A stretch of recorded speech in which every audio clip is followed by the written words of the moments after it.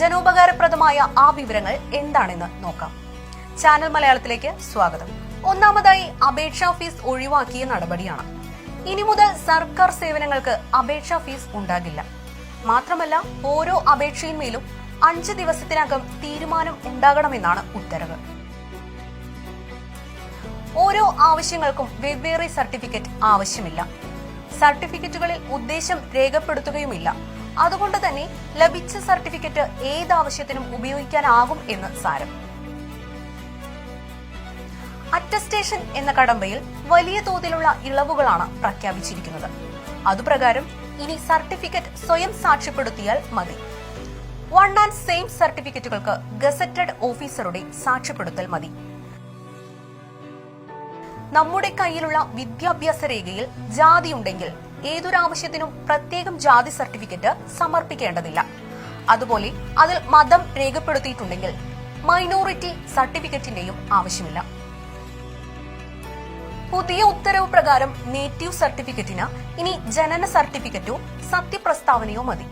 വിദേശത്ത് പോകുന്നവർക്ക് ആഭ്യന്തര വകുപ്പിന്റെ സാക്ഷ്യപ്പെടുത്തൽ അഥവാ വെരിഫിക്കേഷൻ ഇനി മുതൽ ഓൺലൈനായി വാങ്ങാം എന്നത് പ്രവാസികളെ സംബന്ധിച്ച് വളരെ ഉപകാരപ്രദമായ ഒരു സൗകര്യമാണ്. ഒരുപാട് കാര്യങ്ങൾക്ക് ആവശ്യം വരുന്ന ഒരു രേഖയാണ് ബന്ധുത്വ സർട്ടിഫിക്കറ്റ് എന്ന് നമ്മൾക്കറിയാം. ഇനി മുതൽ ration card, Aadhaar card, school certificate, passport എന്നിവയിൽ ഏതെങ്കിലും ഒന്നിൽ മറ്റൊരാളുമായുള്ള ബന്ധുത്വം രേഖപ്പെടുത്തിയിട്ടുണ്ടെങ്കിൽ ഏതാവശ്യത്തിനും ബന്ധുത്വ സർട്ടിഫിക്കറ്റായി ഇവയിൽ ഏതെങ്കിലും രേഖ സമർപ്പിച്ചാൽ മതിയാകും. റെസിഡൻസ് സർട്ടിഫിക്കറ്റിനും ഇത്തരത്തിൽ ബദൽ രേഖകൾ മതി.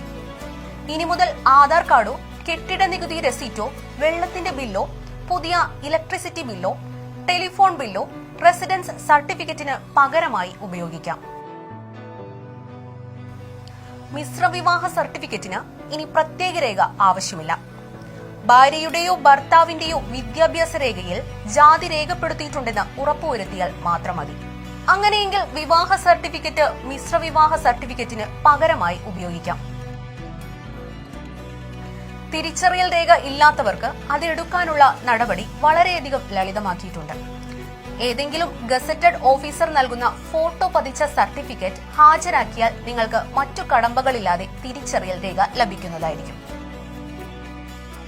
കുടുംബ അംഗത്വ സർട്ടിഫിക്കറ്റും ഇനി പ്രത്യേകം എടുക്കേണ്ടതില്ല. കുടുംബാംഗങ്ങളുടെ പേരിനൊപ്പം നിങ്ങളുടെ പേരും റേഷൻ കാർഡിൽ ഉണ്ടെങ്കിൽ ആ റേഷൻ കാർഡിന്റെ പകർപ്പ് കുടുംബ അംഗത്വ സർട്ടിഫിക്കറ്റായി ഉപയോഗിക്കാം. ചെരുപ്പ് തേഞ്ഞുള്ള നടത്തങ്ങളുടെയും സാങ്കേതിക നൂലാമാലകളുടെയും ആ പഴയകാലം മാറുകയാണ്.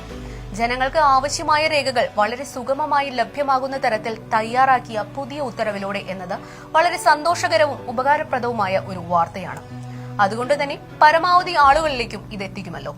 മറ്റൊരു അറിവുമായി വീണ്ടും കാണും വരേക്കും എല്ലാവർക്കും good bye and take care.